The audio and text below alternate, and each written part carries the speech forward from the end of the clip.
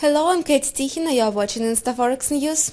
5 or 6 years. This is the period expected by the US Federal Reserve needed for the economy to retrace to the condition which was before. Such words as substandard mortgage loans, Bernie Madoff and TOP became the part of everyday lexicon.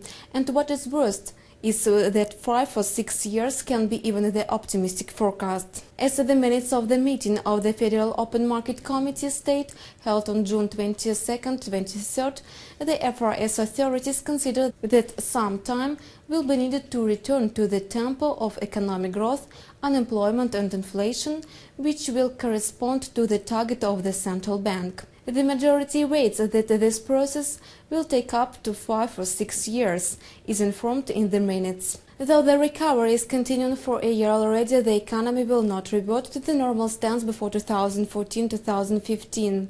This points at how big problems we created ourselves. Congressional Budget Office, US, considers that in the first quarter economy was functioning by 5.8% below its potential. The Budget Office foresees the potential real GDP, the indicator of the ideal economic growth adjusted with respect to inflation, is to uprise to $15.8 trillion by 2015 from the current $30.2 trillion.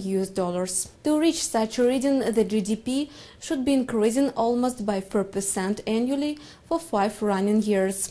This is actually possible. Average GDP growth tempo after the recession in 2081-82 comprised 4.4%. One of the main differences is that in 2080s, the government expenditures made a significant input in the economic growth. Now the advocates of the budget reduction criticize the expenditures of the federal government, and the authorities of states and local authorities are to balance their budgets.